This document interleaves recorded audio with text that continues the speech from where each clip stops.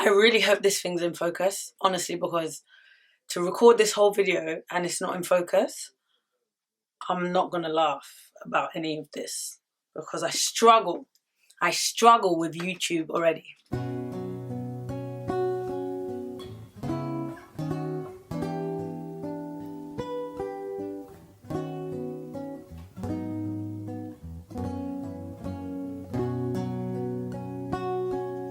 Hi guys, and welcome back to my channel, Graven on His Palms.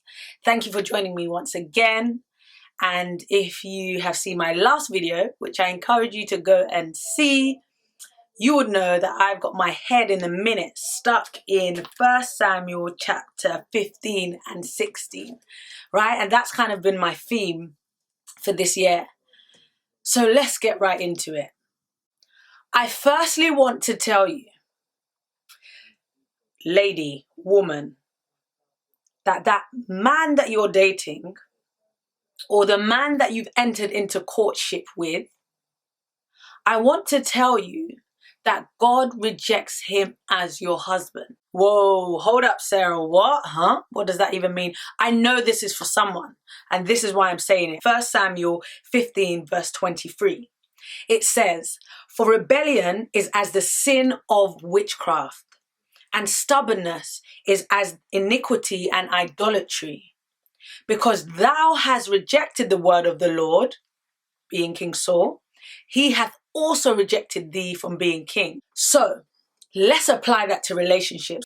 God will reject the person that you are in a relationship with based on whether they are walking in disobedience or if they're walking in obedience.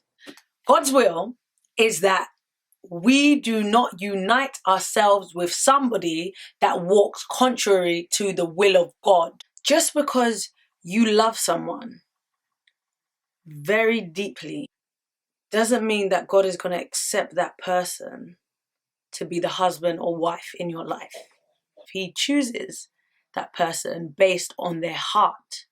And if their heart is walking in disobedience, then guess what?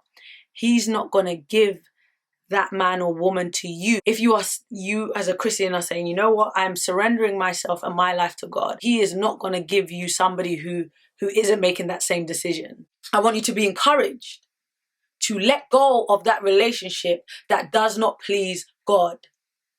You know, this man or woman in your life has no care for the things of God, has no care for spiritual things, has no interest in prayer, in meditation, in Bible study. They have no interest. What are you holding on to them for? God is going to reject that person because they're walking in disobedience. Now that sounds terrible, but he rejects them from being your husband. I'm not saying that the Lord isn't trying to save that person. I'm not saying that the Lord does not love that person. I'm not saying that the Lord is not doing everything he can to bring that person into his marvelous light. But what I am saying is that he's not going to make you join yourself to that person to do that. No. That person cannot be fit to be your husband if you, young lady, older lady, are walking in obedience to God's will. God is not going to make somebody who is walking in disobedience, he's not going to accept them as your husband. You don't need to spend too much time there. The Lord has rejected that, and just be done with it. Have nothing to do with it. Let it alone. Let go and let God. As a Christian woman, you should desire for your man to be, or your husband to be, a man after God's own heart.